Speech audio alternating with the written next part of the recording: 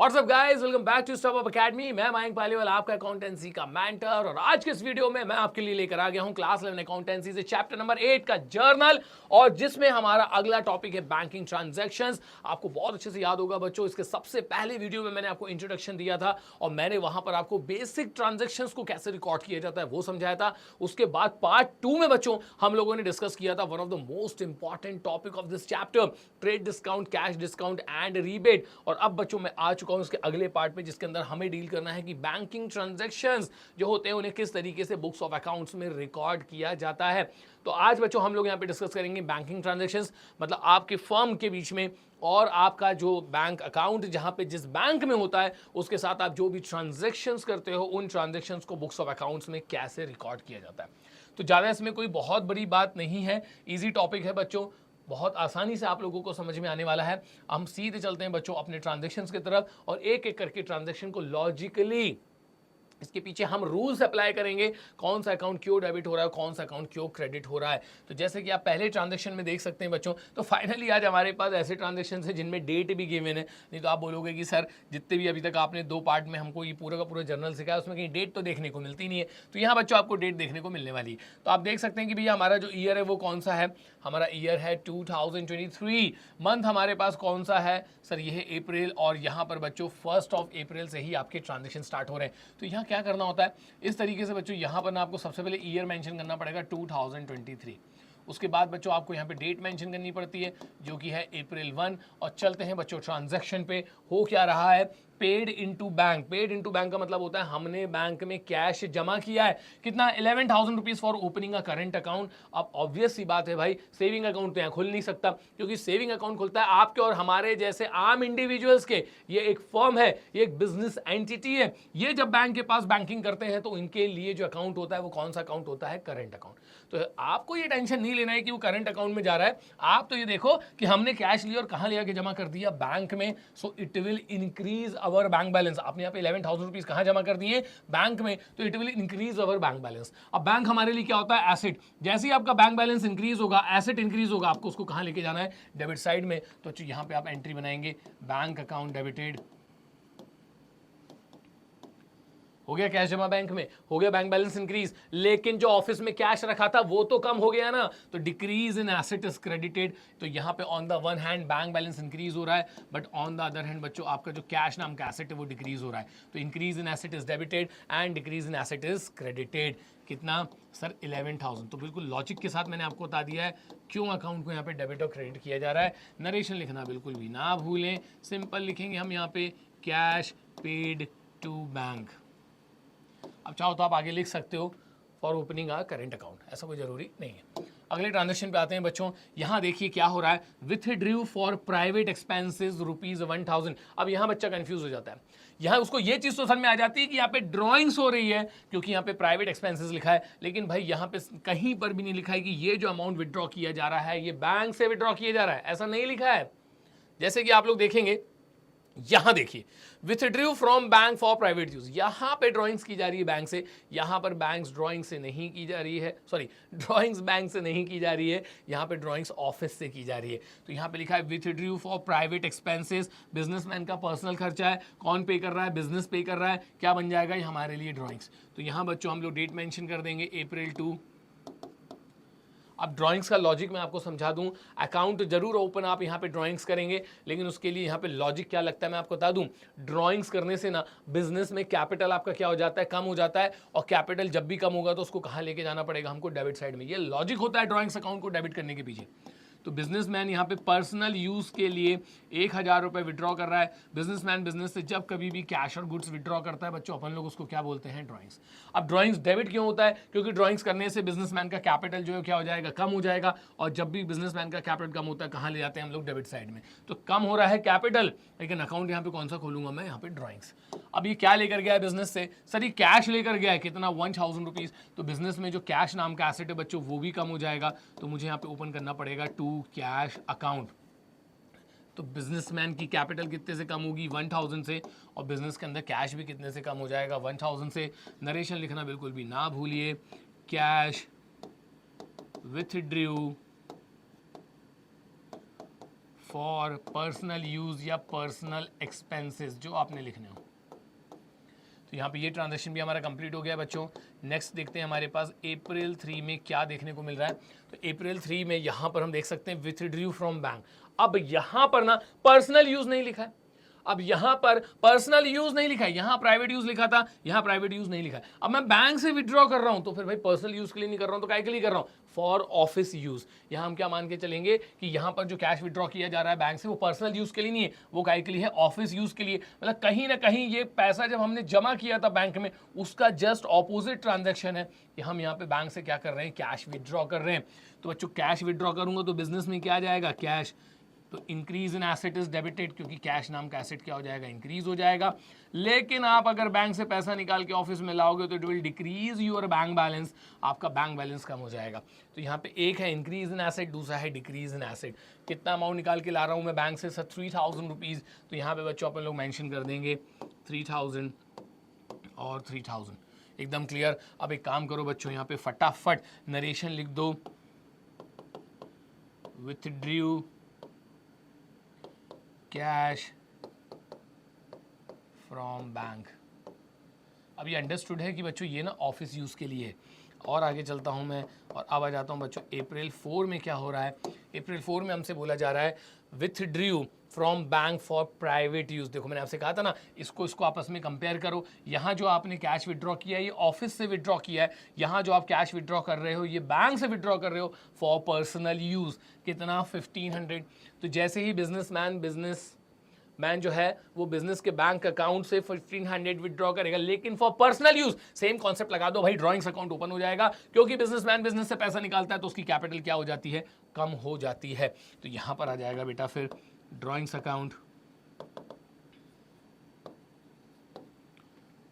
Debited, लेकिन जो amount withdraw किया जा रहा है वो बैंक से किया जा रहा है, so it will reduce our bank balance. तो यहाँ पर आएगा डिक्रीज इन कैपिटल और यहाँ पर आएगा डिक्रीज इन एसेट। कितना मेंशन कर दूंगा मैं, सर 1500।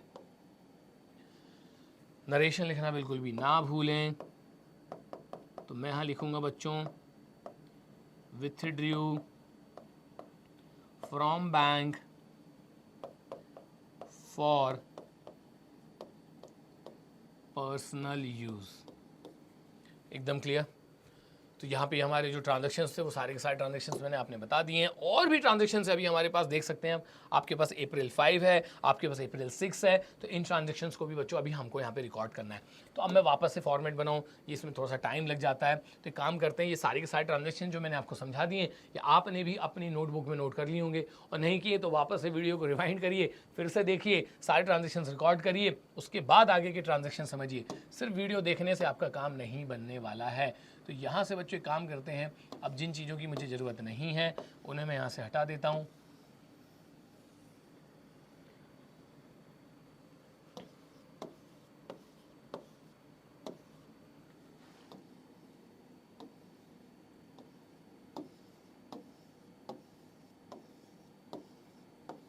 चलिए, तो आगे के ट्रांजैक्शंस के लिए मेरे पास तो भाई यही फॉर्मेट है, आप लोग ही काम करिए, उसी को एक्सटेंशन कर दीजिएगा। अप्रैल 5 में हम लोग आते हैं बच्चों, यहाँ हमसे बोला जा रहा है placed on fixed deposit account at bank by transfer from current account ₹5000।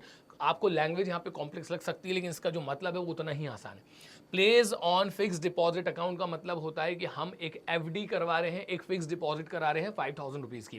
क्या होता है बच्चों, अगर आप अपने करंट अकाउंट और सेविंग अकाउंट में पैसा रखोगे तो आप कभी भी खर्च कर सकते हो, लेकिन अगर आप उसकी एफडी करा देते हो ना तो उसका एक लॉक इन पीरियड होता है एंड बिफोर डैट आप उस अमाउंट को बाहर नहीं निकाल सकते। तो इनने सोचा होगा, ये जो बिजनेसमैन है, कि भाई काम करो, बहुत सारा पैसा पड़ा है करंट अकाउंट में से 5000 रुपये निकाल के क्या कर देते हैं, एफडी कर देते हैं। तो अगर हम लोग यहाँ पे 5000 रुपीज़ की एफडी करेंगे और यहाँ पर आपका जो अमाउंट डिडक्ट होगा वो आपके बैंक अकाउंट से ही होगा, बस इतना सा कॉन्सेप्ट आपको यहाँ पे समझना है। तो यहाँ पर अप्रैल 5 को आप लोग क्या कर रहे हैं, अप्रैल 5 को सर हम लोग एक एफडी बना रहे हैं। डेट मेंशन कर दो भाई यहाँ पर, क्या, अप्रैल 5। आप यहाँ पे लिखो फिक्स डिपॉजिट अकाउंट। ये एक तरीके का आपके लिए यहाँ पे एसेट क्रिएट हो रहा है। और बच्चों एसेट जब भी इंक्रीज होता है ना, किधर जाता है सर, डेबिट साइड में, इसलिए मैंने फिक्स डिपॉजिट अकाउंट कहाँ ओपन किया है, डेबिट साइड में।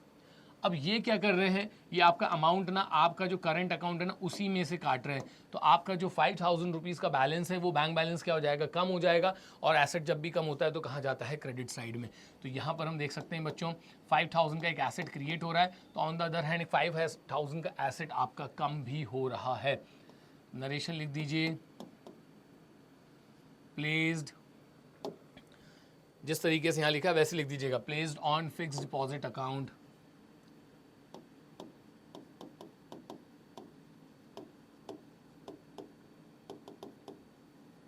फ्रॉम करेंट अकाउंट, या बैंक अकाउंट भी लिख सकते हैं आप, एक ही चीज है। चले बच्चों आगे, और अब देखते हैं हमारे पास लास्ट ट्रांजैक्शन इस क्वेश्चन का, क्योंकि मेरे पास एक क्वेश्चन और है भी आपके लिए, जहां पे मैं इनसे डिफरेंट बैंकिंग ट्रांजैक्शंस आप लोगों के साथ डिस्कस करने जा रहा हूं। अब ये भी बड़ा अच्छा कॉन्सेप्ट है, मैंने ऑब्जर्व किया कई बार बच्चा इधर भी गलती कर देता है। पेड लाइफ इंश्योरेंस, भाई लाइफ इंश्योरेंस अकाउंट मत खोल देना, लाइफ इंश्योरेंस अकाउंट मत खोल देना, ये कोई एक्सपेंस यहां पर नहीं है। भाई किसकी लाइफ का इंश्योरेंस प्रीमियम भर रहे हो, बिजनेस की लाइफ का इंश्योरेंस प्रीमियम भरोगे क्या, नहीं, बिजनेसमैन की लाइफ इंश्योरेंस का प्रीमियम भरोगे। तो बिजनेसमैन का खर्चा कौन उठा रहा है, यहाँ पे बिजनेस उठा रहा है, क्या बन जाएगा, जल्दी से बोल दो सर, ड्राइंग्स बनेगा, ये उसका पर्सनल एक्सपेंस है जो कि कौन पे कर रहा है, सर यहाँ पर बिजनेस पे कर रहा है। इसके अलावा आपने क्या किया बच्चों, बैंक ड्राफ्ट के थ्रू ये 10,000 का पेमेंट किया है, तो बैंक ड्राफ्ट बनाने के लिए बैंक वालों ने आपसे 100 रुपीज़ के बैंकिंग चार्जेस भी लगा दिए। तो कहीं ना कहीं वो 100 रुपीज़ इस इंश्योरेंस प्रीमियम पे करने के लिए खर्च किए जा रहे हैं, तो इसलिए वो अलग से रिकॉर्ड नहीं होंगे, वो उस ड्राइंग्स के अंदर ही ऐड हो जाएंगे। तो कैसे रिकॉर्ड करना है हमको इनको, तो आप लोग बच्चों अगर नहीं समझ में आया तो एक बार रिवाइंड करके जरूर वापस से दोबारा सुनिएगा, बहुत काम की चीज़ है इसके अंदर। तो लाइफ इंश्योरेंस पे कर रहा हूँ, लाइफ इंश्योरेंस अकाउंट नहीं ओपन करूंगा, ये कहीं ना कहीं क्या बन जाएगा हमारे लिए, इट्स अ पर्सनल ट्रांजैक्शन। तो बच्चों यहाँ बन जाएगा ड्रॉइंग्स अकाउंट, डेबिटेड। अब 10,000 रुपीज आप देख सकते हैं कि प्रीमियम का है और बैंक ड्राफ्ट से दिया, बैंक वालों ने ड्राफ्ट बनाने के लिए 100 रुपीज के चार्जेस ले लिया, अलग से बैंक चार्जेस मत लिख देना, नहीं तो ये बिजनेस का खर्चा बन जाएगा। ये बिजनेस का खर्चा नहीं है, बिजनेसमैन का ही है। तो उठा के काम करो, 10,000 में ऐड कर दो कि अब भैया हम तेरी कैपिटल जो है ना वो 10,000 100 रुपीज से कम करेंगे, और आपका जो बैंक बैलेंस है वो भी कितने से कम हो जाएगा, क्योंकि ये पैसा बैंक अकाउंट में से ही काट लिया जाएगा। तो 10,100 रुपीज़ यहाँ से भी सब्ट्रैक्ट कर लिया जाएगा। इन शॉर्ट में बहुत डिटेल में समझाने की कोशिश कर रहा हूँ आप लोगों को कि जहाँ कर भी बैंक चार्जेस अकाउंट ओपन मत कर देना, नहीं तो वो बिजनेस का खर्चा बन जाएगा। चलिए, तो यहाँ पे मैं अब लिख दूंगा life insurance premium paid, that's it, that's it, fine. अब चलते हैं बच्चों आगे और देखते हैं अगले क्वेश्चन में हमारे पास क्या है। अगले क्वेश्चन के लिए काम करते हैं बच्चों, पहले अब हम यहां पर जो हमारा फॉर्मेट है उसमें जगह बनानी पड़ेगी, नहीं तो फिर से पूरा फॉर्मेट बनाना पड़ेगा। तो जगह बनाना ज्यादा आसान है भाई।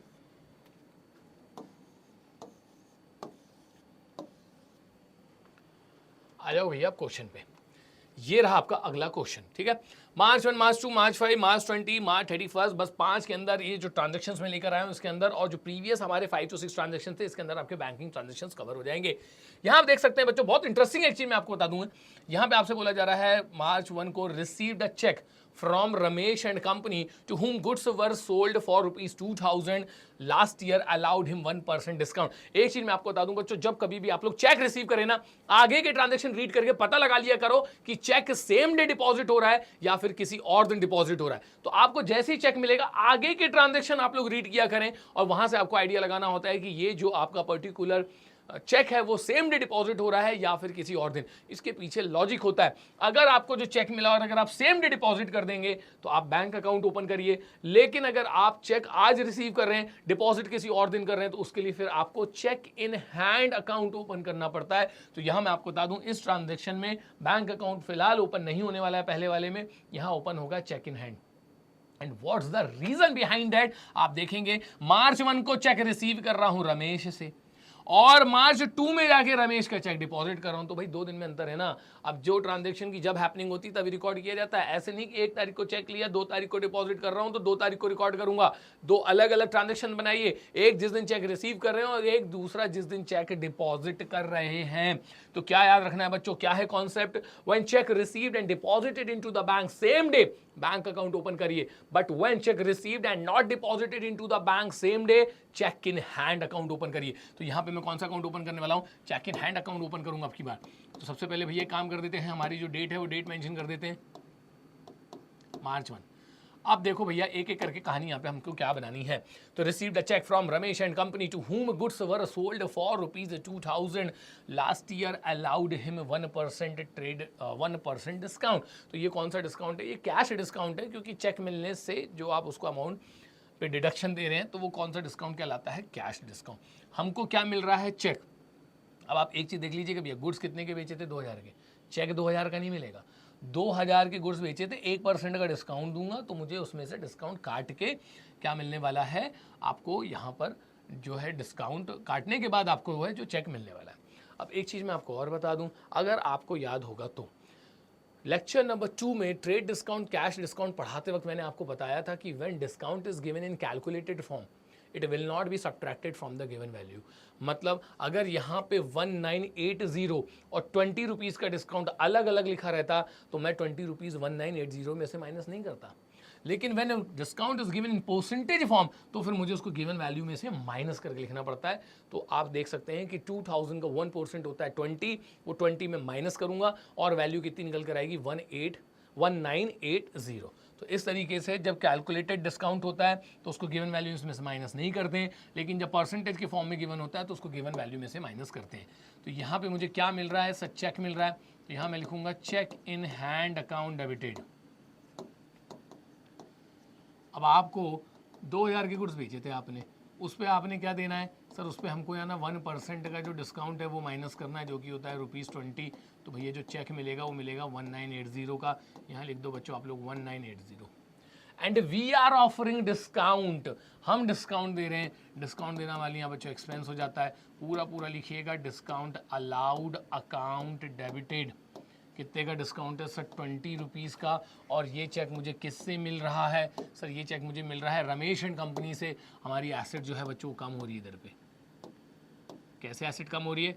अरे भाई आपका डेटर कम हो रहा है, डेट्स इट। इसके अंदर कितना चला जाएगा? सर 2000।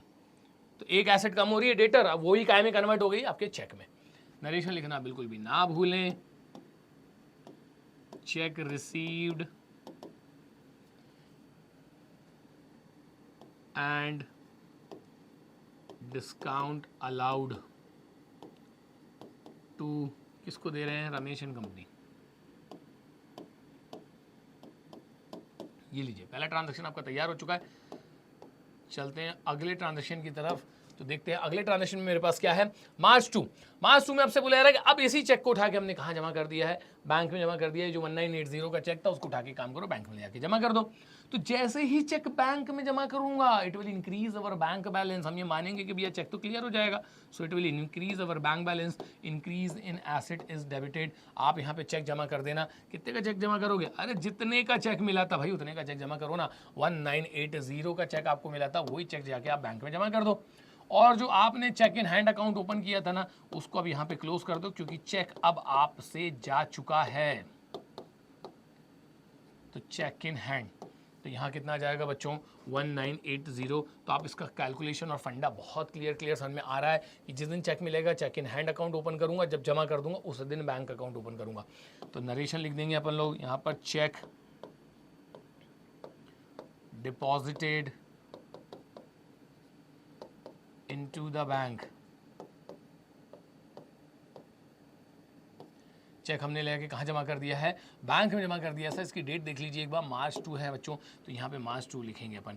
आगे चलते हैं। अब क्या हो रहा है? अब यहाँ से ना असली कहानी स्टार्ट हो रही है, क्योंकि बहुत सारे बच्चे इतना पढ़ने के बावजूद भी डिसऑनर का कॉन्सेप्ट ही नहीं समझ पाते हैं। तो आज बच्चों मैं आप लोगों के लिए यहाँ पे डिसऑनर का कॉन्सेप्ट लेकर आया हूँ। अब यहाँ देखने को तो आपको लग रहा है कि उसका चेक डिसऑनर हो गया, बैंक वालों ने चार्जेस लगा दिए 10 रुपए के, लेकिन इसके अंदर एक हिडन ट्रांजेक्शन या एडजस्टमेंट है बोलना चाहिए मुझे।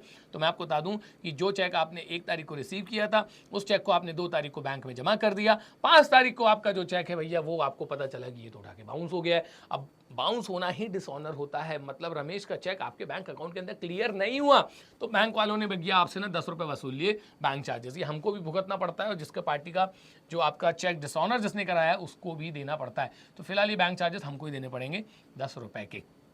तो ये जो चेक था ये क्या हो गया, डिसऑनर। अब बड़े ही प्रेम से आप लोग समझेंगे कि इस ट्रांजैक्शन को कैसे रिकॉर्ड किया जाएगा, बहुत प्रेम से आप लोग समझिएगा, क्योंकि इसके अंदर एक हिडन एडजस्टमेंट भी है। अब देखो हुआ क्या भाई कि ये जो चेक था हमने ले आके बैंक में जमा कर दिया, तो उस वक्त हमने अपना बैंक बैलेंस बढ़ा लिया था, लेकिन चेक तो क्लियर हुआ ही नहीं, तो मुझे अपना बैंक बैलेंस वापस से कम करना पड़ेगा। ये चीज़ फिलहाल मेरे लिए सेकेंडरी है। मेरे लिए जो प्राइमरी चीज़ है वो ये है कि मैं जाऊँगा और रमेश की कॉलर पकड़ूंगा, इधर आ, तेरी तो चेक बाउंस करा दिया, फिर से पैसे दे, तो मैं उसको वापस से अपना क्या बना लूँगा, डेटर बना लूँगा कि भैया एक काम करो, फिर से पैसे देंगे सर आप हमको, है ना। तो ये हो जाएगा रमेश एंड कंपनी डेबिटेड। अभी अमाउंट मत लिखना, नहीं तो दिक्कत हो जाएगी। तो आप लोग रमेश एंड कंपनी को फिर से डेटर बनाओ, इधर हा हमारे पैसे दे, चेक बाउंस कराता है मेरा, तो रमेश एंड कंपनी को हमने क्या कर दिया, उठा के डेबिट कर दिया है। क्लियर। तो आगे देखो बच्चों, चेक डिसऑनर हो गया। अब यहाँ पे बैंक वालों ने बैंक चार्जेस लगा दिए हैं 10 रुपए के, जिसको बच्चों हम लोग डिसऑनर चार्जेस बोलते हैं। और एक चीज मैं आपको बता दूं, आपने कई बार सुना होगा कि भाई चेक बाउंस हो गया तो बैंक वालों ने इसके अगेंस्ट में बाउंसिंग चार्जेस लगा दिए। ये बिल्कुल वही है। इसकी ना एक खासियत होती है कि आप मुझे बताइए कि ये जो चेक बाउंस हो रहा है, डिसऑनर हो रहा है, किसके कारण हो रहा है, रमेश के कारण हो रहा है, रमेश एंड कंपनी के कारण हो रहा है। तो ये जो बैंक चार्जेस है ये हम रमेश एंड कंपनी से ही वसूलेंगे। तो इसको किस तरीके से रिकॉर्ड करना है ये मैं आपको समझा दूं। आप यहाँ पे बैंक चार्जेस नाम का अकाउंट बिल्कुल भी ओपन मत करिएगा, क्योंकि अगर आपने यहां पर बैंक चार्जेस नाम का अकाउंट ओपन कर दिया ना, तो वो हमारी फर्म का एक्सपेंस रिकॉर्ड हो जाएगा। ऑल्दो वो हमारी फर्म का एक्सपेंस नहीं है। ये अमाउंट जो है, ये जो एक्सपेंसेस बैंक वाले हमसे ले रहे हैं, ये हम लोग किससे वसूलने वाले हैं, ये हम लोग वसूलेंगे रमेश एंड कंपनी से। तो मैंने आपको बता दिया था बच्चों की एक हिडन एडजस्टमेंट इसके अंदर, यही वो एडजस्टमेंट है कि यहां पर जो बाउंसिंग चार्जेस, जो बैंक चार्जेस लगाए जा रहे हैं, इनको हम अपनी बुक्स ऑफ अकाउंट्स में रिकॉर्ड नहीं करेंगे in the form of bank charges, क्योंकि हमारे लिए एक्सपेंस नहीं है। ये जिसकी गलती के कारण आपको यहां पे एक्सपेंसेस देना पड़ रहा है, वो किसकी गलती के कारण है, रमेश एंड कंपनी के कारण। तो वसूले भी किससे जाएंगे, रमेश एंड कंपनी से। आगे चलते हैं बच्चों, चलिए। तो पहले हम इसको रिकॉर्ड कर लें, फिर हम लोग अपने नेक्स्ट ट्रांजैक्शन को देखेंगे यहाँ पर। तो अब यहाँ पर मैं आपको इसको कंप्लीट जर्नल एंट्री समझाने जा रहा हूँ। तो मैंने यहाँ पे हमारा जो रमेश एंड कंपनी उसको डेबिट करके क्या बना लिया है, डेटर बना लिया। क्या बना लिया बच्चों हमने इसको, डेटर, कि आप हमको हमारा पैसा फिर से देंगे। अब बहुत ध्यान से देखिएगा, जैसे ही मैंने ये चेक बैंक में डिपॉजिट किया था, तो हमने अपने बैंक बैलेंस को क्या कर लिया था, इंक्रीज कर लिया था। अब हम इस बैंक बैलेंस को बच्चों क्या करेंगे, डिक्रीज कर लेंगे। तो बैंक बैलेंस जब भी डिक्रीज होता है तो किस तरफ जाता है, क्रेडिट साइड में। तो मैं यहाँ पर लिख दूंगा टू बैंक अकाउंट। और एक और जबरदस्त चीज इसके अंदर अभी छुपी हुई है, जब आपने मुझे चेक दिया था तब मैंने आपको डिस्काउंट दिया था। जब आपने मुझे चेक दिया था तब मैंने आपको क्या दिया था, डिस्काउंट दिया था। जब वो चेक ही क्लियर नहीं हुआ तो मुझे डिस्काउंट भी कैंसिल करना पड़ेगा। तो आप मुझे देखिए, मुझे आपसे 2000 रुपये लेने थे, आपने मुझे चेक दिया 1980 का, तो मैंने आपको डिस्काउंट ऑफर किया था 20 का। लेकिन अब मैं वो 20 रुपीज़ का डिस्काउंट भी क्या कर दूंगा, कैंसिल कर दूंगा। तो रिकॉर्ड करते हुए डिस्काउंट अलाउड को मैंने डेबिट साइड में लिखा था, उसको कैंसिल करने के लिए बच्चों अब मैं उसको क्रेडिट साइड में लिख दूंगा। आप लोग पूरा पूरा लिखिएगा, टू डिस्काउंट अलाउड अकाउंट। तो अच्छा, ये हमारी जो एंट्री है वो तैयार हो चुकी है। बहुत ध्यान से आप लोग यहाँ पर समझेंगे कि किस तरीके से हमको यहाँ पे वैल्यू रिकॉर्ड करनी है। ठीक है, एक एक करके मैं आपको समझाता हूँ। सबसे पहले आप बैंक को देखिए बच्चों, कि बैंक जो है हमारा हमने कितने से इंक्रीज किया था, 1980 से। तो मुझे इसको डिक्रीज भी कितने से करना पड़ेगा, 1980 से। लेकिन एक बात और याद रखिएगा कि बैंक वालों ने अब हमारे अकाउंट में से वो 10 रुपए के बैंक चार्जेस काटे, और हम किससे वसूलेंगे, डेटर से। तो चूंकि बैंक वालों ने 10 रुपीज़ का आपके ऊपर बैंक चार्ज लगाया है, डिसऑनर चार्ज लगाया, तो वो आपके बैंक अकाउंट में से डिडक्ट कर लेगा। तो 1980 किस बात का कैंसिल कर रहा हूं, यहां से 10 रुपए बैंक के क्यों कम कर रहा हूं, क्योंकि उन लोगों ने हमारे ऊपर चार्जेस लगा दिए। तो जो यहां पे आपका बैंक के क्रेडिट साइड में चले जाएगा 1990। Is that clear. अब आ जाते हैं डिस्काउंट अलाउड पे। तो डिस्काउंट अलाउड हमारे पास कितना है, 20 बच्चों। तो यहाँ पे आप लोग डिस्काउंट अलाउड में लिख दीजिए कितना, 20। और अब आते हैं बच्चों अपन लोग डेटर के पास। यहाँ देखिए, डेटर ने हमको कितने का चेक दिया था, 1980। उसके ऊपर डिस्काउंट कितने का था, 20। मतलब अल्टीमेटली मुझे उससे कितने रुपए लेने थे, 2000 रुपीज़। वो डेटर मेरा कितने का था, 2000 का। मैं उसको वापस से कितने का डेटर बनाऊंगा, मैं उसको वापस से 2000 का ही डेटर बनाऊंगा। और साथ साथ जो 10 रुपीज़ के बैंक चार्जेस है वो मैं इसी से वसूलूंगा। तो बच्चों जो हमारा डेटर यहाँ पे डेबिट होगा वो होगा 2010 से। तो अल्टीमेटली अब मुझे डेटर से पुराने अपने 2000 भी लेने हैं, और उसके साथ साथ 10 रुपीज़ के जो डिसऑनर चार्जेस हैं वो भी लेने हैं। तो यहाँ पे मैं लिख दूंगा चेक डिसऑनर्ड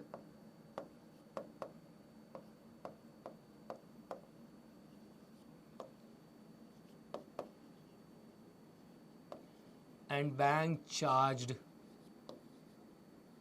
चार्जेस। एकदम क्लियर है बच्चों। तो यहाँ पे आपको ये बहुत डिटेल में समझना है। इसी तरीके से कॉन्सेप्ट फ्रेम किए जाते हैं। अकाउंटेंसी समझनी ना तो इस तरीके के कॉन्सेप्ट से ध्यान दिया करो, बार बार देखिए आप इसको, एक बार में आपको वैसे तो समझ में आ जाएगा, नहीं आता है तो फिर भी आप बार बार वीडियो को रिवाइंड करके देख सकते हैं। आगे चलते हैं बच्चों, देखते हैं अगले ट्रांजेक्शन में हमारे पास यहाँ पर क्या है। तो अगले ट्रांजेक्शन में अब क्या हो रहा है कि रमेश एंड कंपनी ना ये अपना अकाउंट सेटल कर रहा है बाय मीन्स ऑफ चेक। मतलब मुझे उससे अभी प्रीवियस एंट्री में आपने देखा ना कितना लेना था, 2010।